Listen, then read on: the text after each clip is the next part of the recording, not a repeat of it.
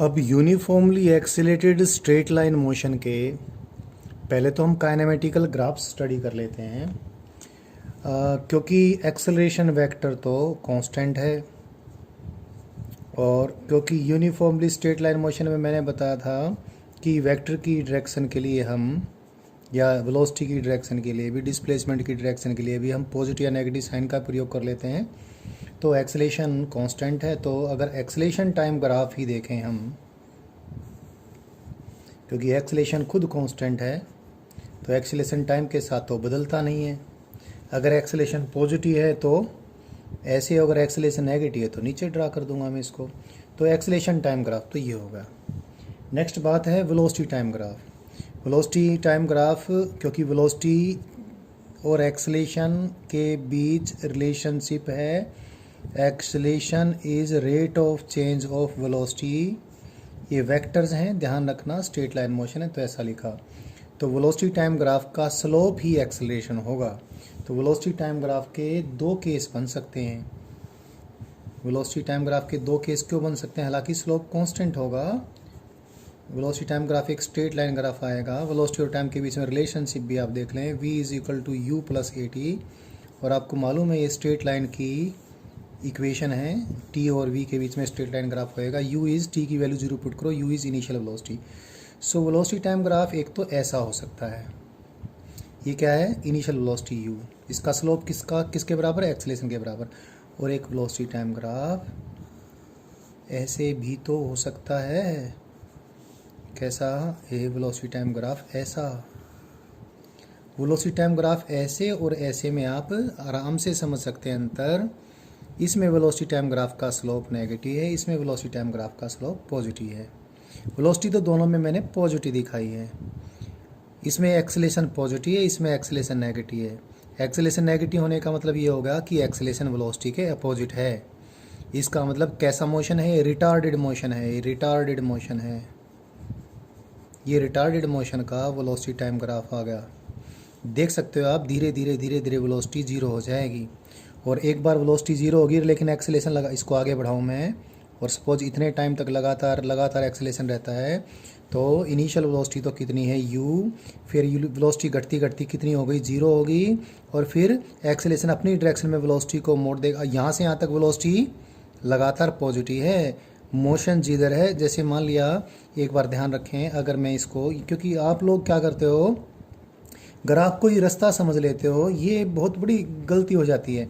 Suppose रास्ता तो ये है और ये ओरिजिन है, पार्टिकल इधर जा रहा था लेकिन एक्सेलेरेशन साहब वेलोसिटी के अपोजिट थे, तो चलती हुई चीज़ और स्लो होती होती सपोज यहाँ पर रुक गई। रुकने का समय इस समय से इंडिकेटेड है और उसके बाद फिर पार्टिकल टर्न होगा, यानी चलती हुई चीज़ उल्टी चलनी शुरू होगी। पहले ओरिजिन पे आएगी, वेलोसिटी लगातार बढ़ती जाएगी। कल काइनेमेटिकल ग्राफ्स टीच करते वक्त भी मैंने ये बात बताई थी, फिर ये और तेज़ ओरिजिन को क्रॉस करके भी चलती चली जाएगी। सो यूनिफॉर्मली एक्सेलरेटेड मोशन में वेलोसिटी टाइम ग्राफ को दोनों केस बता दिए हैं। ये कौन सा मोशन है? ये रिटार्डेड था, ये मोशन इज स्पीडिंग अप, तो ये स्पीडिंग अप मोशन है। Particle is speed up with time, speeding up motion वाला केस था। ये रिटार्डेड, स्लोइंग डाउन कह दें चाहे इसको, स्लोइंग डाउन मोशन कह दें चाहे इसको। इसमें तो वेलोसिटी लगातार बढ़ती जाएगी। और एक बात मैं ऑलरेडी ग्राफ्स की टीचिंग में बता चुका, वेलोसिटी टाइम ग्राफ के नीचे जो एरिया होगा वो डिस्प्लेसमेंट होगा। इसमें तो डिस्टेंस और डिस्प्लेसमेंट सेम ही होगा क्योंकि डायरेक्शन चेंज ही नहीं हो रही। इसको भी थोड़ा सा मैं और एक्सटेंड कर देता हूँ। अगर वेलोसिटी टाइम ग्राफ ऐसा है, इसका मतलब तो एक्सेलेरेशन की डायरेक्शन वही है, वेलोसिटी की है। तो क्योंकि डायरेक्शन ऑफ मोशन चेंज नहीं हो रही, तो इस ग्राफ के नीचे जो मर्जी चाहे एरिया लें, वो एरिया डिस्टेंस को भी और डिस्प्लेसमेंट को भी, दोनों को ही एक्सप्लेन करेगा। बट इसमें एक स्पेशल बात आ जाती है। अगर ये वाला केस है, रिटार्डेड मोशन वाला केस है बच्चों, तो वेलोसिटी टाइम ग्राफ जब हम ड्रा करेंगे तो मैंने वो इसमें इंस्टेंट भी कवर कर लिया, जिस इंस्टेंट पे पार्टिकल पल भर के लिए रुकता है और फिर वो मुड़ के वापस चलना ही शुरू हो जाता है। तो अगर मान लिया मैं इतने टाइम से इतने टाइम तक डिस्टेंस ट्रेवल्ड और डिस्प्लेसमेंट ट्रेवल निकालता हूँ। तो ध्यान रखें, अब डिस्प्लेसमेंट तो कैसे निकालेंगे, ये तो पॉजिटिव एरिया है और ये नेगेटिव एरिया है। ट्रेंगल का एरिया निकालना आसान है, मैं अपनी मर्ज़ी से बोल देता हूँ। सपोज तो ये तो आता है कितना 5 मीटर और ये आता है कितना 2.5 मीटर। मीटर्स में एरिया आएगा। ये एरिया वैसा एरिया नहीं है मीटर स्क्वायर वाला, ये एरिया वेलोसिटी इनटू टाइम है, यानी the area represents the displacement, यूँ कह लीजिए। तो ये तो पॉजिटिव एरिया है, ये नेगेटिव एरिया है। से इट इज़ 5 यूनिट्स, से दिस इज़ 2.5 यूनिट। तो इतने टाइम से लेकर इतने टाइम तक डिस्प्लेसमेंट तो होगा 2.5 मीटर, बट डिस्टेंस हो जाएगा 5 + 2.5 यानी 7.5 मीटर। तो ये खास बात जो आप अपने ध्यान में रखनी है। एक्सेलेरेशन टाइम ग्राफ हो गया। इसमें जैसे इस केस में तो एक्सेलेरेशन टाइम ग्राफ ये है, इसमें एक्सेलेरेशन टाइम ग्राफ क्या होगा, क्योंकि एक्सेलेरेशन तो नेगेटिव होगा, तो इसमें एक्सेलेरेशन टाइम ग्राफ क्या आ जाएगा, नीचे नीचे आ जाएगा, एक्सेलेरेशन नेगेटिव है। सो इसमें एक्सेलेरेशन, ठीक है, ये दोनों आप समझ गए होंगे, ये बात भी समझ गए होंगे। अब मैं पोजीशन टाइम ग्राफ प्लॉट करता हूँ। यूनिफॉर्मली एक्सेलरेटेड मोशन है, पोजीशन टाइम ग्राफ का स्लोप हमेशा वेलोसिटी बताता है, और वेलोसिटी लगातार बढ़ रही है तो पोजीशन टाइम ग्राफ का स्लोप भी बढ़ता जाएगा। यूनिफॉर्मली एक्सेलरेटेड मोशन में एक चीज़ आप पहले ही देख चुके हो। अब uniformly accelerated straight line motion में मैंने पोजीशन टाइम रिलेशनशिप लिख के बताई थी, कितनी आई थी, x - x0 is equal to u into t plus half into a into t square. यानी पोजीशन टाइम ग्राफ देखो t का स्क्वायर है तो कैसा ग्राफ आएगा, पैराबोलिक। पैराबोला की इक्वेशन बनती है, पैराबोलिक पोजीशन टाइम ग्राफ का है, रास्ते की शक्ल पैराबोलिक नहीं है, रास्ता तो स्ट्रेट लाइन के लॉन्ग है। तो इसको मैं अगर और लिखूँ तो x की वैल्यू, अगर लिखूँ x की value, x is equal to x0 plus u t plus half into a into t square, तो पोजीशन टाइम ग्राफ पैराबोला होगा। अब कौन कौन टाइप की पैराबोला बन सकती हैं ये मैं आपको बता देता हूँ। अगर ये वाला केस है, क्या इनिशियल वेलोसिटी की डायरेक्शन में ही एक्सेलरेशन है, इनिशियल वेलोसिटी की डायरेक्शन में ही एक्सेलरेशन है, तो वेलोसिटी लगातार बढ़ती जाएगी, तो पोजीशन टाइम ग्राफ का स्लोप लगातार बढ़ता जाएगा, पोजीशन टाइम ग्राफ का स्लोप लगातार बढ़ता जाएगा और पोजीशन टाइम ग्राफ पैराबोलिक होगा। अब ये पोजीशन टाइम ग्राफ इस प्रकार से होगा, ये 0 टाइम पर पोजीशन x0, यहाँ देखें 0 टाइम t की वैल्यू 0 पुट कर दी, पोजीशन की वैल्यू x0 आ गई, और उसके बाद ये ग्राफ इस प्रकार का होगा, ऐसा पैराबोलिक ग्राफ। यहाँ पर बच्चे अक्सर गलती कर देते हैं, यहाँ पर क्या गलती करते हैं, एक तो पोजीशन टाइम ग्राफ ये ऐसा देखो, इसका स्लोप लगातार बढ़ता जा रहा है, यानी क्यों, क्योंकि पोजीशन टाइम ग्राफ का स्लोप क्या होता है, वेलोसिटी, यहाँ पर स्लोप ऐसा, यहाँ पर स्लोप ऐसा, वेलोसिटी लगातार इंक्रीज होती जा रही है, क्योंकि एक्सेलेरेशन इनिशियल वेलोसिटी की डायरेक्शन में ही था। अब बच्चे ये ग्राफ और इस ग्राफ में अंतर नहीं कर पाते। मैं 2 पोजीशन टाइम ग्राफ प्लॉट करता हूँ यहाँ पर, एक तो ऐसा और एक ऐसा। अगर आप देखें इनमें बहुत ज़बरदस्त अंतर है, बहुत ज़बरदस्त डिफरेंस है। इसका मायना तो क्या हुआ, इसका मायना हो गया इनिशियल वेलोसिटी 0, क्योंकि पोजीशन टाइम ग्राफ पे कहीं भी टेंजेंशियल लाइन खींच देंगे तो वेलोसिटी की वैल्यू आएगी। तो ये तो 0 इनिशियल वेलोसिटी वाला है, और ये इनिशियल वेलोसिटी काफ़ी कुछ थी, क्योंकि मेरा वेलोसिटी टाइम ग्राफ ये था, इसके लिए तो वेलोसिटी टाइम ग्राफ ये है, लेकिन इसके लिए वेलोसिटी टाइम ग्राफ क्या बनेगा, 0 टाइम पर वेलोसिटी 0 वाला। इन छोटी छोटी चीज़ों में बहुत बड़ी बातें छुपी होती हैं। ग्राफ बड़ी चीज़ होती है, ग्राफ में बहुत कुछ छुपा होता है। इस ग्राफ में और इस ग्राफ में क्या अंतर है, देखो इस ग्राफ के में ये तो पोजीशन टाइम ग्राफ, और वेलोसिटी टाइम ग्राफ कौन सा, ये क्या इनिशियल वेलोसिटी 0 नहीं u है, यानी इनिशियल वेलोसिटी इस ग्राफ का स्लोप जो कि नॉन जीरो है, और ये ग्राफ है तो इनिशियल वेलोसिटी देखो 0, पोजीशन टाइम ग्राफ का स्लोप 0 होगा, तो इनिशियल वेलोसिटी 0 है, वीटी ग्राफ ये होगा। तो ये छोटी छोटी बातें हैं जो आपको ठीक से मालूम होनी चाहिए। आई थिंक इसके बाद ये क्लियर होगी। अब मैं पोजीशन टाइम ग्राफ प्लॉट कर दूँ किसके लिए, इस मोशन के लिए। इस मोशन में मतलब वापिस से मैं सारी चीज़ें ले लेता हूँ।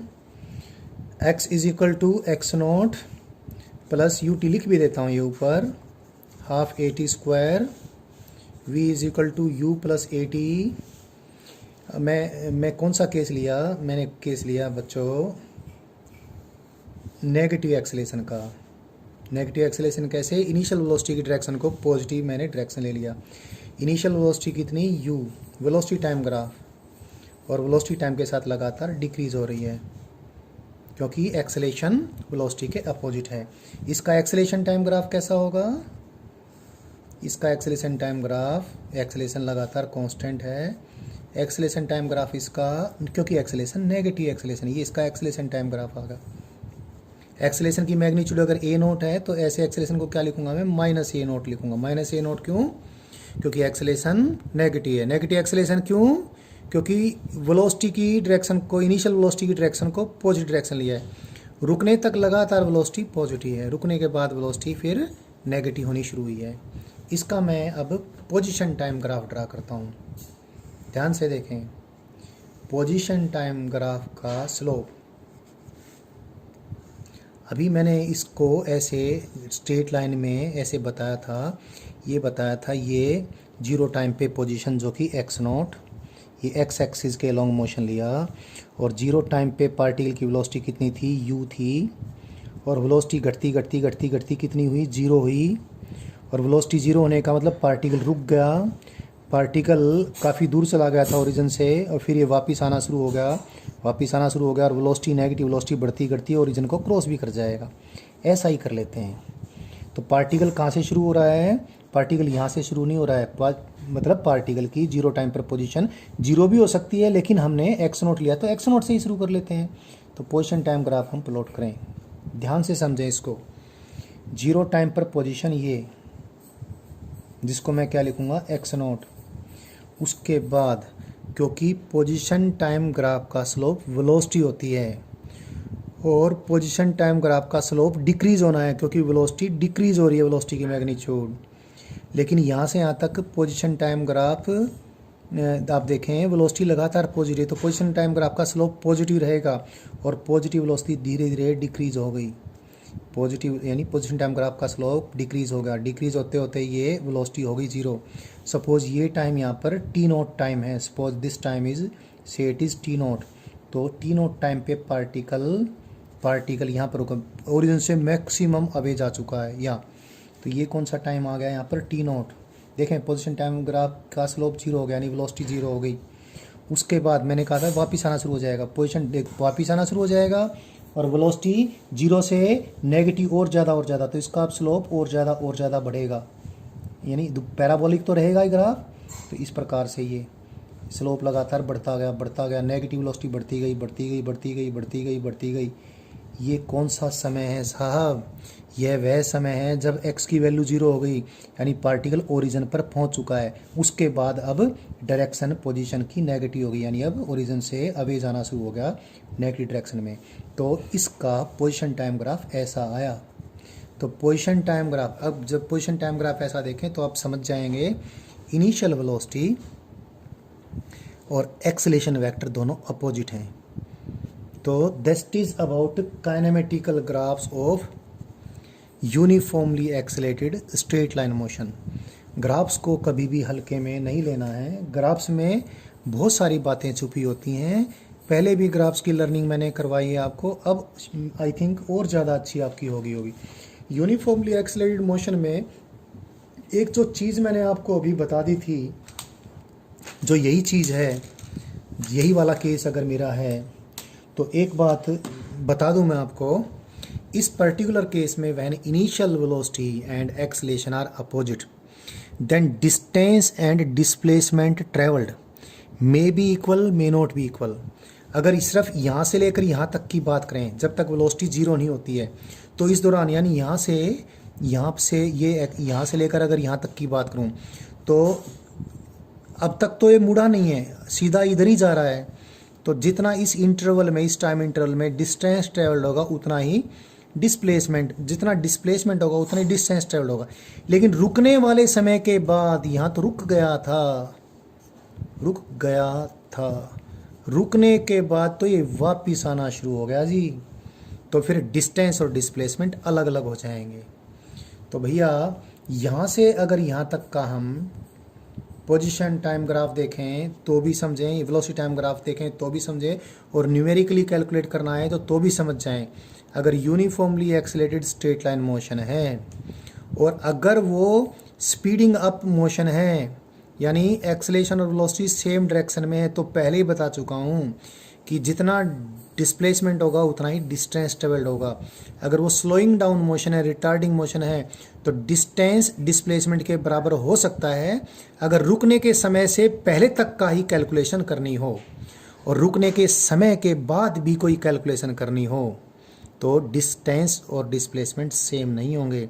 डिस्टेंस तो फिर डिस्प्लेसमेंट से ज़्यादा ही निकलेगा। तो ऐसा एक क्वेश्चन कर लेते हैं जिससे आप समझ जाएं। तो ऐसे क्वेश्चन को कैसे करेंगे? नंबर एक तो पहले ये देख लेंगे कि इनिशियल वेलोसिटी और एक्सेलेरेशन सेम डायरेक्शन में या नहीं है। वो क्वेश्चन में लिखा होगा कि द मोशन इज रिटार्डेड और motion is speeding of motion. तो रिटार्डेड वर्ड देखते ही पकड़ जाना आप। तो क्या ये तो एक्सेलेरेशन वेलोसिटी के अपोजिट है, तो पार्टिकल स्लो डाउन होगा। जितने टाइम में आपसे डिस्टेंस और डिस्प्लेसमेंट की कैलकुलेशन करवानी हो तो सबसे पहले तो ऐसे मोशन में आप ये कर लें कि कितने टाइम बाद पार्टिकल रुकता है। सपोज पार्टिकल रुकता है जी 10 सेकंड में और आपसे एग्जामिनर ने पूछा है कि 9 सेकंड में डिस्टेंस निकालो और डिस्प्लेसमेंट निकालो, तो बिंदास आप डिस्प्लेसमेंट निकालना। डिस्प्लेसमेंट कौन सी इक्वेशन से? इससे, यानी s is equal to u t plus half a t square से। तो आप जो डिस्प्लेसमेंट निकालोगे वही डिस्टेंस होगा, कोनो चिंता की बात नहीं, सब कुछ हो गया है। बट अगर आपसे एग्जामिनर पूछता है कि 12 सेकंड में आप डिस्टेंस भी निकालो डिस्प्लेसमेंट भी निकालो और आपने रुकने का टाइम निकाला 10 सेकंड का, तो भैया फिर थोड़ी चिंता की बात हो जाती है। डिस्प्लेसमेंट तो आपका फक से ऐसे निकल जाएगा, टी की वैल्यू 12 सेकंड पुट करो, you will get the value of the displacement. लेकिन डिस्टेंस निकालने के लिए फिर आपने 2 स्टेप में कैलकुलेशन करनी पड़ेगी। एक तो 10 सेकंड तक का आपने डिस्प्लेसमेंट निकालना पड़ेगा। 10 सेकंड तक का तो उतना डिस्टेंस आ गया, क्योंकि 10 सेकंड के बाद ही वो टर्न होता है। उसके बाद जब टर्न होकर चलना शुरू होगा जीरो वेलोसिटी से स्टार्ट करके, बाकी जो 2 सेकंड बच जाएंगे तो उस 2 सेकंड में वो कितना और डिस्प्लेस होगा, वो अपोजिट डायरेक्शन में होगा। उस डिस्प्लेसमेंट की वैल्यू को भी पिछले वाले डिस्प्लेसमेंट के साथ आपने ऐड कर देना है, तो कुल मिलाकर डिस्टेंस ट्रेवल्ड आ जाएगा। तो इसको समझाने के लिए मैं एक प्रॉब्लम ले लेता हूँ। और प्रॉब्लम क्या है? सपोज एक प्रॉब्लम है, ए particle is moving along a straight road and the initial velocity of the particle is found to be, say it is 50 metre per second. Particle किसी स्ट्रेट रोड में जा रहा है इतनी स्पीड से and it is experiencing a uniform retardation of magnitude how much 10 metre per second square. तो ये इसका कांस्टेंट रिटार्डेशन है इस रेट से। तो मैं इनिशियल वेलोसिटी को पॉजिटिव ले लेता हूँ, तो एक्सेलेरेशन को क्या ले लूँगा? नेगेटिव। ये डायरेक्शन के लिए साइन होते हैं। क्वेश्चन क्या है? Question is find the distance and displacement of the particle in 6 seconds of motion. Motion के 6 सेकंडों में पार्टिकल का कितना तो डिस्प्लेसमेंट होगा और कितना डिस्टेंस ट्रेवल्ड होगा। अभी कैलकुलेशन डिस्प्लेसमेंट की तो फटाक से कर देनी है, आपने कुछ सोचना ही नहीं है। You just write s is equal to u t plus half a t square.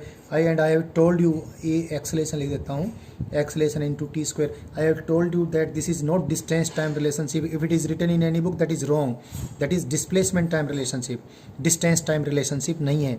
तो इससे आप डिस्प्लेसमेंट की वैल्यू डायरेक्ट निकाल लें, जस्ट पुट कर दीजिए। 6 सेकंड का टाइम में आपको सारी कैलकुलेशन करवानी है, तो डिस्प्लेसमेंट तो फटाक से निकल जाएगा। तो डिस्प्लेसमेंट तो निकल ही गया। यू की वैल्यू कितनी? 50 इंटू 6, ये मीटर्स में आ जाएगा, और माइनस हाफ इंटू ए। माइनस क्यों लिखा है? क्योंकि ए की वैल्यू -10 है, इंटू, यानी ये प्लस था, -10 के कारण से माइनस आया, इंटू टी स्क्वेयर। टी कितना है? 6 का स्क्वायर कितना होगा? 36 होगा। ये भी क्या आ जाएगा? सब कट कुटा कर मीटर्स में आ जाएगा। एस इज इक्वल टू 300 माइनस 180 इतने metres, that is it is 120 metre. So तो डिस्प्लेसमेंट तो 120 मीटर आ गया है। अब निकालना क्या है हमने इसमें? डिस्प्लेसमेंट निकल गया, डिस्टेंस। तो डिस्टेंस निकालने के लिए मैंने बताया था अभी, पहले आप ये चेक करेंगे कितने टाइम बाद वो पार्टिकल रुकेगा। अगर वो रुकने का टाइम 6 सेकंड से कम आता है, सॉरी रुकने का टाइम 6 सेकंड से बाद का आता है, 7 सेकंड में रुकता है, 8 सेकंड में रुकता है, तो जो डिस्प्लेसमेंट की कैलकुलेशन है वही डिस्टेंस की कैलकुलेशन भी है। अगर रुकने का टाइम 6 सेकंड से कम आ जाता है तो डिस्टेंस तो डिस्प्लेसमेंट से फिर फालतू होगा, अभी कैलकुलेशन हो जाती है। सपोज वो टी टाइम में रुकता है तो टी टाइम में वेलोसिटी उसकी 0 हो जाएगी। स्ट्रेट लाइन मोशन में v is equal to uniformly accelerated motion है, v is equal to u plus a t. एक चीज़ और मैंने ऑब्जर्व की है बच्चों के साथ, बच्चे हमेशा v is equal to u plus a t लिखते हैं, चाहे मोशन को कितनी ही आग लग गई हो। v is equal to u plus a t सिर्फ और सिर्फ यूनिफॉर्मली एक्सेलरेटेड मोशन का एक पर्टिकुलर डायरेक्शन में कंपोनेंट है। या तो मोशन ही स्ट्रेट लाइन मोशन है, या अगर 3D या 2D मोशन है तो उस मोशन का किसी, और आपको मालूम है यूनिफॉर्मली एक्सेलरेटेड मोशन 3D तो हो ही नहीं सकता है। तो मोशन अगर एक प्लेन में है तो मोशन का या तो ये x कंपोनेंट को एक्सप्लेन करता है या y को, अगर स्ट्रेट लाइन में है तो उसी स्ट्रेट लाइन में मोशन है। लेकिन ये सिर्फ और सिर्फ तब होगा जब एक्सेलरेशन कांस्टेंट हो। हमेशा इसको नहीं करना, नहीं तो फिर आपने क्या करना अभी बताया था, वापस से रिवीजन भी हो रहा है आपका। ये कैसे निकलेगा, u plus a into d t के इंटीग्रेशन से निकलेगा। तो ध्यान रखें, final velocity is equal to u plus a t तब होता है जब एक्सेलरेशन कांस्टेंट हो, अदरवाइज तो यहाँ से निकलेगा। वापस से आ जाते हैं, मुझे याद आ गया था, वापस एक बार रिवाइज करवा दिया आपको। यहाँ पर आ रहे हैं कितने टाइम में रुकता है वो निकाल लेते हैं। v की वैल्यू 0 पुट कर दी यहाँ पर, u की वैल्यू कितनी है 50 है, a की वैल्यू कितनी है -10 है, t की वैल्यू निकल के आ गई, t की वैल्यू आ गई 5 सेकंड। तो 5 सेकंड में रुक जाता है जनाब ये तो, और 5 सेकंड तो 6 सेकंड से कम टाइम है, यानी 5 सेकंड बाद वो टर्न हो जाएगा। तो मुझे 2 कैलकुलेशन करनी पड़ेगी। पहले तो 5 सेकंड में डिस्प्लेसमेंट निकालना पड़ेगा, एस इन 5 सेकंड्स। कैसे निकालूं, you t plus half a t square, S displacement है, 5 सेकंड में डिस्प्लेसमेंट निकाल रहा हूँ। यू कितना, यू तो है 50 इंटू 5 इतने मीटर्स, प्लस हाफ ए नेगेटिव है तो हाफ ए तो 5 आ गया, टी स्क्वायर कितना 25 इतने metres, 250 minus 125 that is it equal to 125 metre. तो 5 सेकंड में तो डिस्प्लेसमेंट 125 मीटर है।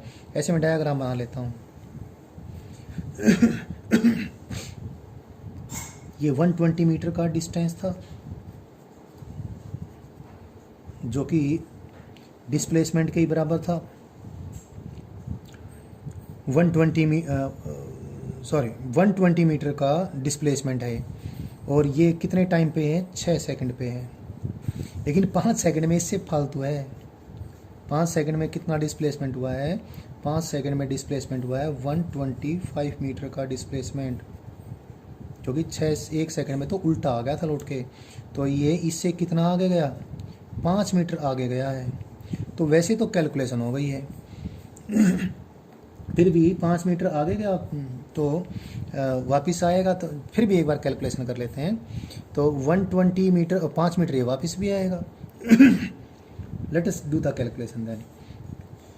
ये 5 सेकंड में यहाँ पहुँचा है, तो यहाँ से यहाँ तक टर्न 1 सेकंड में, ये 5 सेकंड का है, 5 सेकंड, 1 सेकंड का इसका मोशन और हो गया। अब यहाँ पर इसकी वेलोसिटी 0 हो चुकी है, जीरो वेलोसिटी के बाद ये अब चलना शुरू होगा इधर ही। तो ये तो कौन सी डायरेक्शन ली है मैंने, नेगेटिव डायरेक्शन ली है। तो यहाँ से यहाँ तक का डिस्प्लेसमेंट और देख लूँ, वो डिस्प्लेसमेंट 1 सेकंड के टाइम के लिए देखना है मैंने। क्यों, क्योंकि 5 सेकंड तक यहाँ पर आ चुका है। कितना डिस्प्लेसमेंट हो चुका है, 125 मीटर। अब ये टर्न हो गया, तो 1 सेकंड में कितना डिस्प्लेसमेंट होगा निकाल लेता हूँ, एस इन 1 सेकंड। कब रुक गया था यहाँ पर, 0 वेलोसिटी हो गई थी, plus half a t square, a इधर ही है नेगेटिव, तो -5 आ गया, और टी का स्क्वायर कितना, 1 का स्क्वायर 1 ही होगा, तो -5 मीटर। तो -5 मीटर माइनस साइन डायरेक्शन के लिए है, तो 5 मीटर का डिस्प्लेसमेंट इसका ये होगा।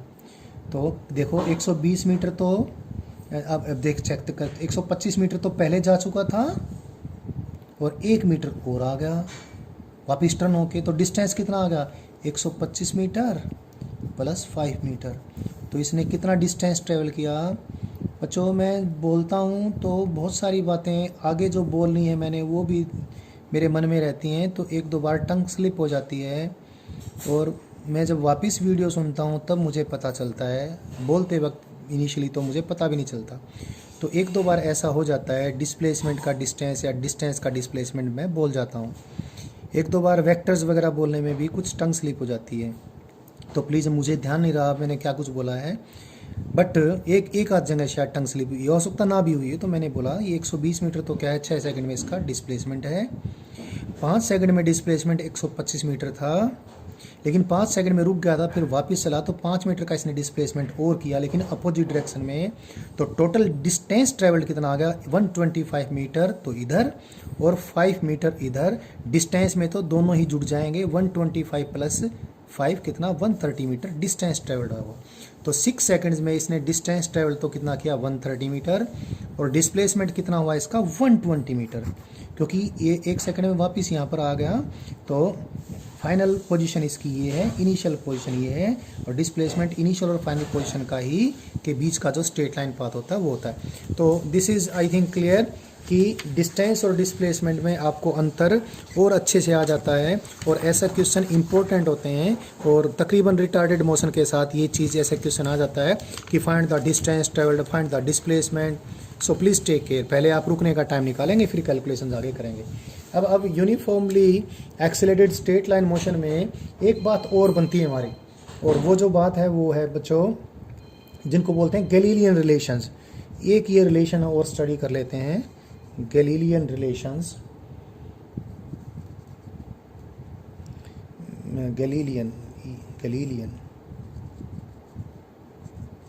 गैलीलियन रिलेशंस ये मैंने आपको बतानी क्या है।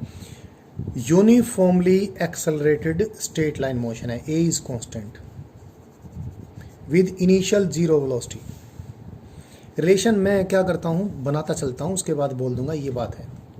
तो फर्स्ट सेकंड ऑफ मोशन में पार्टिकल का कितना डिस्प्लेसमेंट होगा, इसको delta x in first second of motion बोल देता हूँ, फर्स्ट सेकंड ऑफ मोशन या फर्स्ट इंटरवल, ऐसा कर दूँ टाइम के डेल्टा टी के बराबर टाइम इंटरवल ले लेता हूँ। तो delta x that is displacement in first interval of time delta T, कितना इनिशियल वेलोसिटी तो कितनी थी 0, तो you t plus half a t square 0 लिख दिया मैंने, half into a into delta T के बराबर इंटरवल्स लिए। पहला इंटरवल डेल्टा टी टाइम का था स्टार्टिंग से, तो डेल्टा टी टाइम में कितना डिस्प्लेसमेंट हुआ इतना, इसको मैं डेल्टा एक्स 1 कह देता हूँ।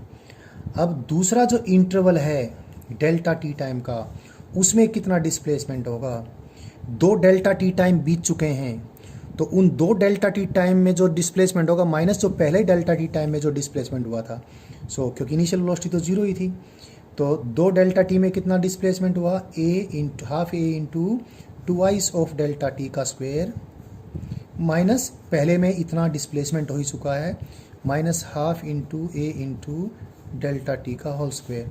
तो डेल्टा एक्स 2 कितना आ गया, ये आ गया आपका 4 माइनस 1 3, तो half into a into delta t का स्क्वायर इंटू 3, ये चीज़ आ गई।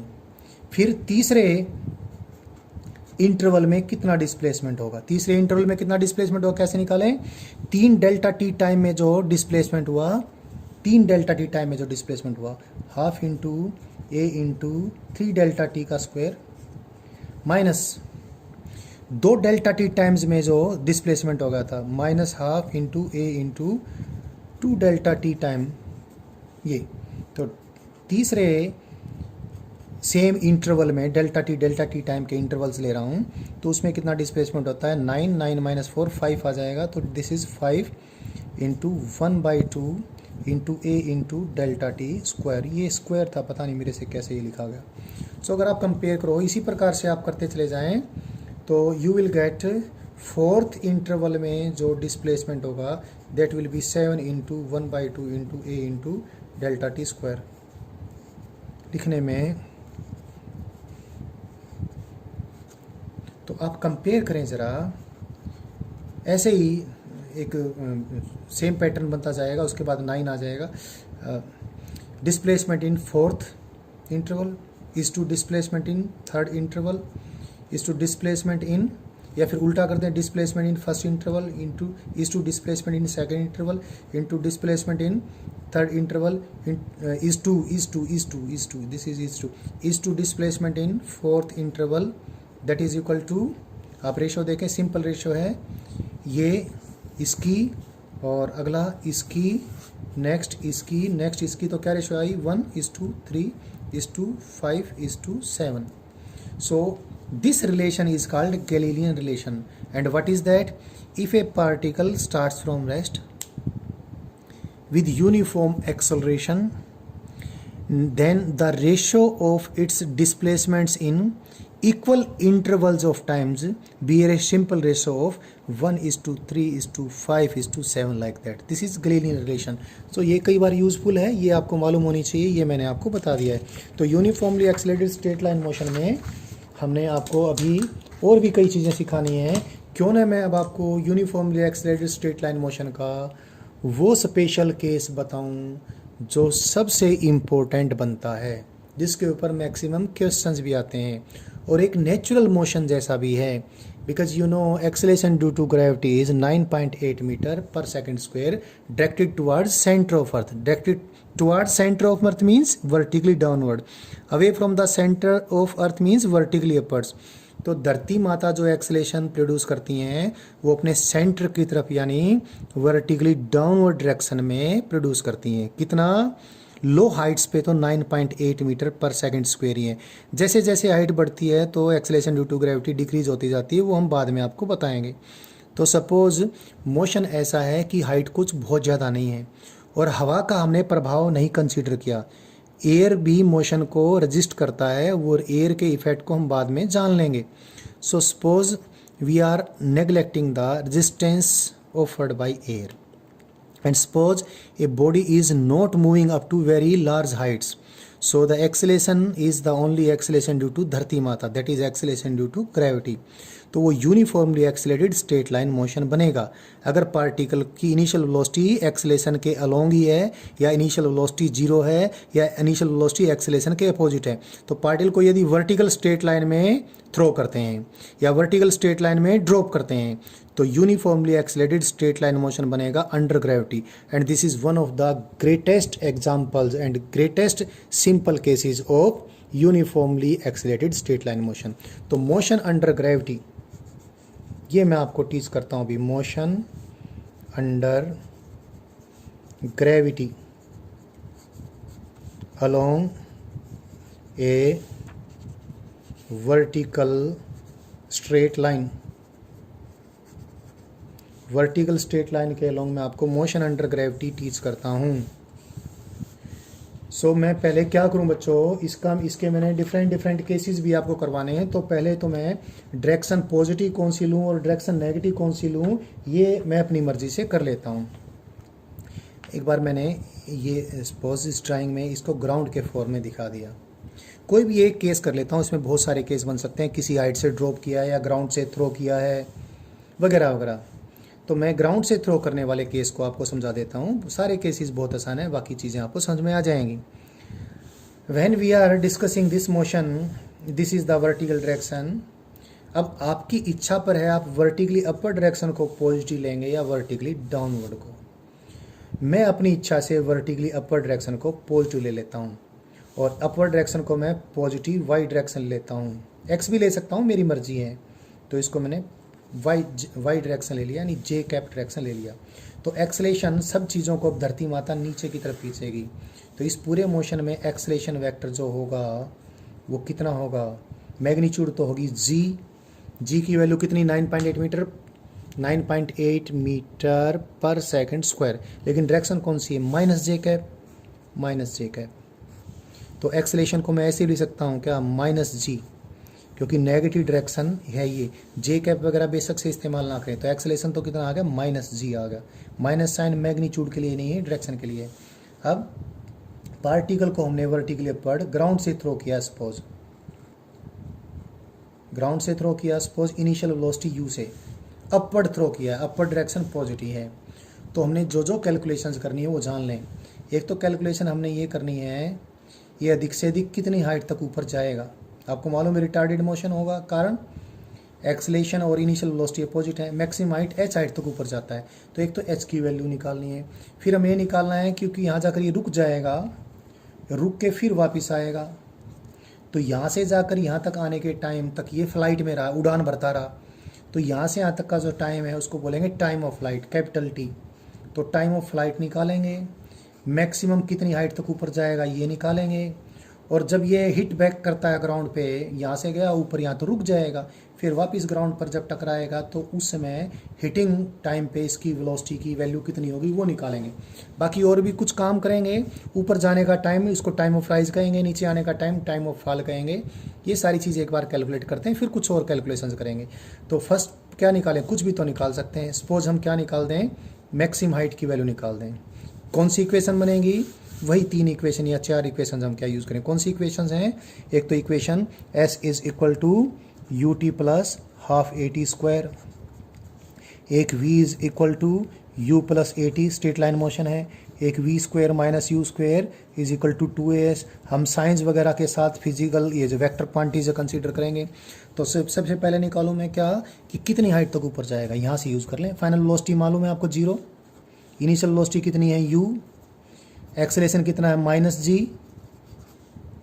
जी क्यों, डायरेक्शन नीचे वाली नेगेटिव है, ऊपर वाली पॉजिटिव है तो नीचे वाली नेगेटिव डायरेक्शन है। s कितना, मैक्सिमम हाइट ऊपर h तक, तो h की वैल्यू कितनी आ गई u स्क्वायर अपॉन 2g। ये आपने याद भी रखनी है।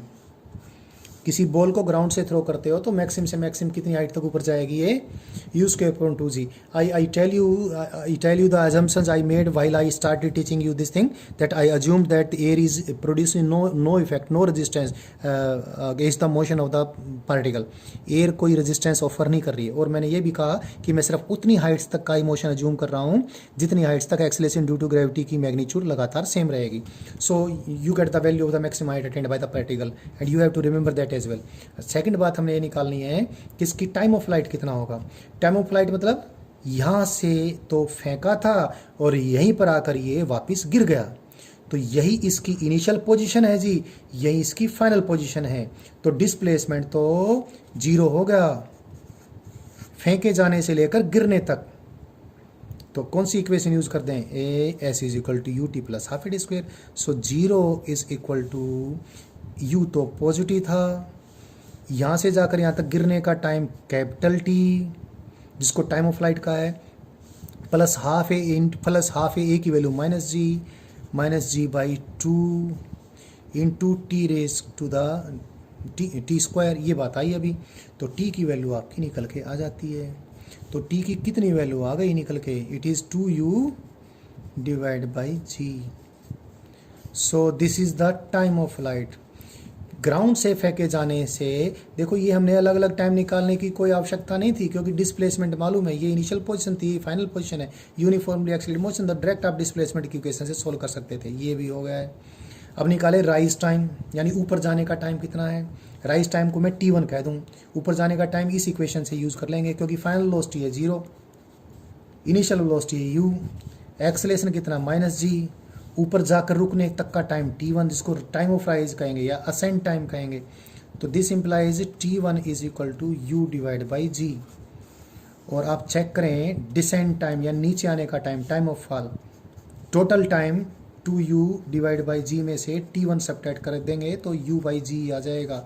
तो T1 is equal to T2 is equal to T by 2, यानी time of rise equal to time of fall is equal to half of the time of light. ये सिर्फ तब पॉसिबल है जब हवा का प्रभाव हम नेग्लेक्ट कर दें, एयर रेजिस्टेंस को हम नेग्लेक्ट कर दें। अगर हम एयर रेजिस्टेंस को भी कंसीडर करें, अभी से आप इसको याद कर लें, मैं इसको प्रूव करके बताऊंगा।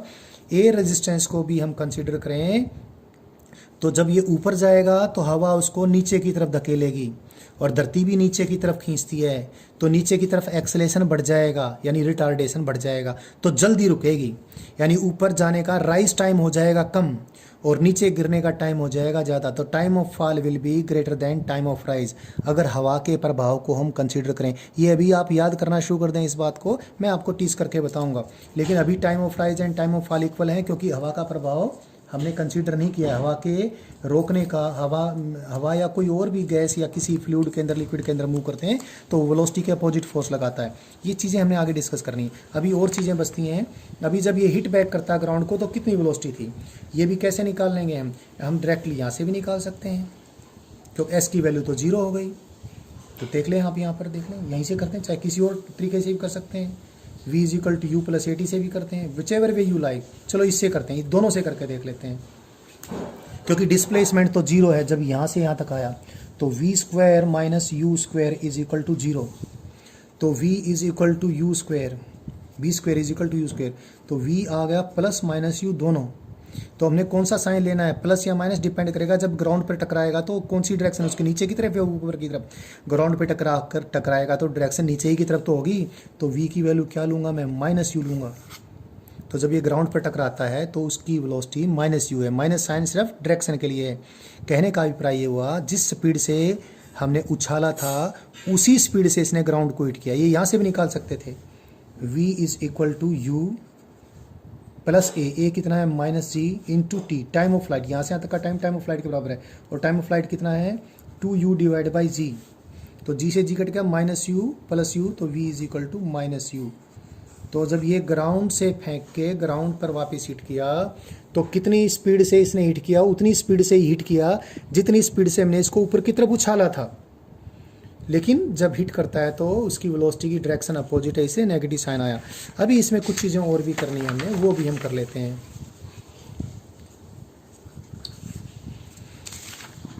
अभी हम इसमें ये चीज़ भी निकालेंगे, ये ग्राउंड से हमने इसको उछाला, थ्रो किया u वेलोसिटी से, और मैक्सिमम हाइट तो इसकी h है जी, जो हम निकाल चुके हैं, और h की वैल्यू हम निकाल भी चुके हैं। h की वैल्यू कितनी आई थी, u स्क्वेयर अपॉन 2g आ गई थी। टोटल टाइम ऑफ फ्लाइट भी आ गया था इसका कितना, यहाँ से जाकर यहाँ तक आने का, ये आ गया था 2u डिवाइड बाई जी भी आ गया था। अब हमने जो चीज़ निकालनी है अभी ये कि when midway between ground and the maximum height, ground और मैक्सिमम हाइट के बीच, कहीं बीच का मतलब बिल्कुल मिड पॉइंट पे नहीं, इस रास्ते के बीच में कहीं कोई जगह है जो कि ग्राउंड से h स्मॉल h हाइट ऊपर है, या y लिख लीजिए इसको, वट एवर यू लाइक। अब तो चलो मैंने स्मॉल h लिख दिया है। तो इस जगह को ये 2 बार क्रॉस करेगा, एक तो ऊपर जाते वक्त और एक नीचे आते वक्त। जब इसको फेंका उस टाइम को हमने 0 टाइम कहा, सपोज दिस इज 0 टाइम, तो 0 टाइम से यहाँ तक का टाइम सपोज t1 है, और 0 टाइम से लेकर यहाँ तक का टोटल टाइम, यहाँ से यहाँ तक का टोटल टाइम t2 है। So there are 2 such moments, ऐसे 2 अक्षण हैं, ऐसे 2 पल हैं जब ये सेम पॉइंट को क्रॉस करेगा, एक बार तो ऊपर जाते वक्त, एक बार नीचे आते वक्त। तो हमने दोनों टाइम कैलकुलेट करने हैं। एक और कैलकुलेशन करनी है, when it is at same height above ground, तो एक बार ऊपर जाते वक्त उसकी वेलोसिटी कितनी है, और उसी समय नीचे, उसी जगह को नीचे की तरफ क्रॉस करेगा तो वेलोसिटी कितनी है। तो हमने अभी कैलकुलेशन करनी है, क्या करें, बहुत आसान सी बातें हैं हमारे पास जो सबसे बड़ी बात है s is equal to u t plus half a t square का हम इस्तेमाल कर लेते हैं। s की वैल्यू तो हमने बताई दी h, u की वैल्यू दे रखी है हम लोगों ने कितनी u, और ये t, a की वैल्यू कितनी है माइनस जी, तो minus g divide by 2 into t square, this is quadratic equation in t, so t g into t square minus 2 into u into t, और इसको मैं इधर ले जाता हूँ, so what we get then, this is equal to, it is this way, yes, this is plus 2 into h, that is equal to 0. We get this quadratic equation, g into t square minus 2ut plus 2h is equal to 0. अब इस quadratic equation को मैं solve करता हूँ तो मेरे पास time की 2 values आ जाएंगी। क्वाड्रेटिक इक्वेशन का सॉल्यूशन करना ही आपको आता ही है, minus b that is 2u plus minus क्या जाएगा आपके पास, b का square that is 4u square minus 4ac, ये c है और a ये है, तो 4 दूना 8 g into H, and that is divided by कितना 2a, a कितना है g, तो 2g, इट इज़ दिस। तो अब यहाँ पर टाइम की 2 वैल्यूज़ हैं भाई, एक तो कम वाली, और एक चीज़ ध्यान रखें, क्योंकि ये h की वैल्यू कैपिटल H से कम है, ध्यान रखो। अभी अगर h की वैल्यू कैपिटल H भी होती है, एक चीज़ मैं यहाँ पर बता दूँ, आप ये सोच रहे होंगे कहीं ये जो डिस्क्रिमिनेंट है ये नेगेटिव ना आ जाए, तो नहीं आएगा, क्योंकि स्मॉल h की वैल्यू मैंने कैपिटल H से कम ली है। मैक्सिम से मैक्सिम भी 8 इंटू जी इंटू एच की वैल्यू, जब h की मैक्सिम वैल्यू ये पुट करूँ तो ये आ सकती है, तो दैट इज़ 2g, तो मैक्सिम से मैक्सिम वैल्यू भी इसकी कितनी होगी 4u², और h की वैल्यू तो कैपिटल H से कम ही है, तो 8g इंटू एच 4u² से कम ही कम है, तो ये चिंता तो छोड़ ही दीजिए आप। ठीक, अब इसमें दो टाइम निकलेंगे, एक टाइम तो कम वाला टाइम ऊपर जाते हुए जिसको मैंने t1 कहा है, t1 की वैल्यू तो कितनी आई, कम वाला टाइम ले लेता हूँ 2 into you minus 4u² minus 8gh divided by 2g। एक चीज़ मैं अभी पहले ही कर देता, मुझे ध्यान नहीं रहा, इसमें मैं 2 कॉमन लेकर काट देता, तो पहले ही चलो कर देता हूँ, अब कर देता हूँ। t इज इक्वल टू, यहाँ से मैंने 4 कॉमन निकाला, स्क्वायर रूट होकर 2 आ गया, 2 कट जाएगा, तो ये आ जाएगा u plus minus square root of u² minus 2gh divide by g, it is this. वैसे तो सारी बातें क्वाड्रेटिक इक्वेशन आपने सोल्व की है, sum of the roots, difference of the roots, product of the root से भी आप कर सकते हो, चलो लेकिन फिर भी मैं इसको वैसे ही करवा देता हूँ पूरा। t1 की वैल्यू कितनी है, t1 इज लेसर टाइम यहाँ पर कौन सा है u माइनस, मैंने बताया ये सारी चीज़ अगर आप देखें, अब वापस इसको देख लें, तो ये u² से कम है, और u² में से u² से कम चीज़ घटेगी तो सारी u² से छोटी चीज़ रह जाएगी, और स्क्वायर रूट लेंगे तो u से छोटी चीज़ आएगी, तो u में से u से छोटी चीज़ ही सब्ट्रैक्ट हो रही है, तो कोनो ही चिंता की बात नहीं, तो nothing to worry. So we get one time is this and the other time is the greater time, यानी ये वाला टाइम यहाँ तक है, इसको t2 कहा, तो t2 कितना u plus square root u² minus 2gh divide by g। So the two instants when the particle had been at same height above ground are these two, ये दो टाइम है, दोनों को जोड़ दूं t1 प्लस t2, अगर ऐसा कर दूं तो देखो इससे तो ये कट जाएगा, ये 2u डिवाइड बाई जी हो जाएगा, और 2u divide by g sum of the roots के फॉर्म में भी निकाल सकते हैं। क्वाड्रेटिक आपकी इक्वेशन आपके सामने है, a मालूम है आपको, b मालूम है और c भी मालूम है, तो लेकिन हमने वैसे कर लिया, ये 2u डिवाइड बाई जी आ गया, और 2u डिवाइड बाई जी तो कैपिटल T है, चेक करें।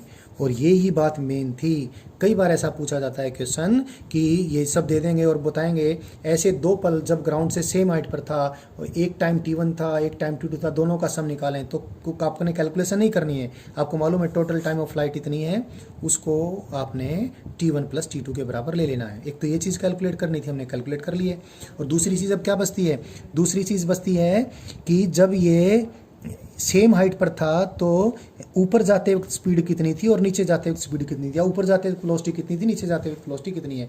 आप डायरेक्ट निकालेंगे कौन सी इक्वेशन से, t1 t2 से भी निकाल सकते हैं, लेकिन काहे को लंबी कैलकुलेशन करें, v² minus u² is equal to 2 into a into s से, यहाँ से कर देते हैं। ये तो u है, ये वाली वेलोसिटी को v लिया मैंने, v² minus u² is equal to 2 into a कितना है माइनस g, और s कितना है h, तो v² की वैल्यू आ गई कितनी, u² इधर जाकर पॉजिटिव हो गया, u² minus 2 into g into h, तो v की वैल्यू कितनी आ गई, plus minus square root u² minus 2g into h. तो v1 तो ऊपर की तरफ है, v1 तो प्लस साइन वाला आ गया, तो v1 तो कितना आ गया square root u² minus 2gh, और v2 नीचे वाला है तो v2 नेगेटिव साइन के साथ आ गया, क्योंकि नीचे की डायरेक्शन नेगेटिव है। मैं क्या बताना चाहता हूँ शायद आप समझ गए होंगे, when it cross the same point above ground, one during upward journey, second during downward journey, at both the instants, at the instant t1 and t2 it had same speed. देखो मैग्नीट्यूड इसकी और इसकी same है negative sign direction के लिए, so when it crosses the same point above ground then at the during upward journey whatever speed it had, same speed it will have when it cross the point during its downward journey। तो इस point को जब cross करता है तो जितनी speed ऊपर जाते वक्त थी उतनी स्पीड नीचे आते वक्त है। तो ये बात मैंने आपको बतानी थी, ये बता दी है, और बाकी सारी कैलकुलेशंस भी हो गई हैं इसमें। और यदि आप दोनों टाइम्स का आप प्रोडक्ट लें, t1 और t2 को मल्टीप्लाई, ये t1 है और t2 है, दोनों को मल्टीप्लाई कर दें तो t1 इंटू t2 की वैल्यू जो आ जाएगी ये 2h/g आ जाएगी, ये भी आपने याद रखनी है, तो प्लीज़ टेक केयर।